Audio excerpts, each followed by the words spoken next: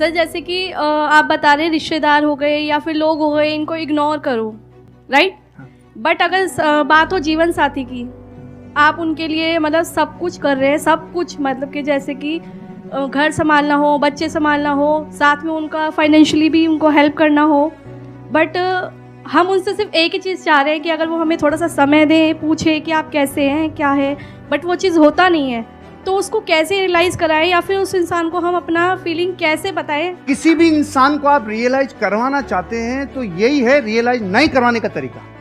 मत करवाइए, अपने हिस्से का काम करवाइए। डेरेन हार्डी से एक पति पत्नी तलाक की नौबत पे पहुंच गए। उन्होंने कहा कि देखो साहब, हमारी काउंसलिंग करा लो, आखिरी मौका है, हम फिर छूटने वाले हैं, अलग अलग होने वाले हैं। उन्होंने अलग अलग काउंसलिंग की और पूछा उनसे कि आपके जीवन में इस रिश्ते को निभाने के लिए आपका योगदान कितना % है। तो पति ने कहा हाँ 50 मेरा है, 50 इसका है। पत्नी ने बोला 50 मेरा, 50 इसका है। उसने कहा बस यही रोग है तुम्हारा कि तुमने 50-50% रिश्ते को बांट रखा है। जिस दिन आप ये कहोगे नहीं, इस रिश्ते को निभाने की जिम्मेदारी मेरी 100% है, उस दिन से आप जीवन में, क्योंकि आप अपने हिस्से का काम करो, उसका नहीं। अब ये तो है जो फैक्ट है। अब बात करते हैं जो रास्ते में आने वाली घटनाएं जो अनिवार्य है। आप और हम जब ये यात्रा करते हैं ना, पति पत्नी वाली यात्रा, आपके साथी वाली यात्रा, तो जीवन बदलता ही बदलता है। चंद्रमुखी काल आएगा ही आएगा, सूरजमुखी काल आएगा ही आएगा, और एक टाइम पे ज्वालामुखी युग आएगा ही आएगा। ये रिश्ते में उभार आता ही आता है। यहाँ पे देखो ना, आप शुरुआत में गाने कैसे होते हैं, चोरी चोरी दिल तेरा चुराएंगे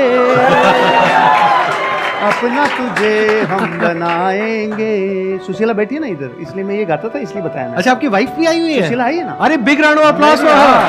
हाँ, नमस्कार जी, नमस्कार। एक बार ये कंप्लीट कर लें, उसके बाद आपसे कुछ बात करूंगा। हाँ, फिर गाने थोड़े दिनों के बाद थोड़ा बदल जाते हैं। जिंदगी में कोई कभी आए ना बदलते हैं कि नहीं बदलते?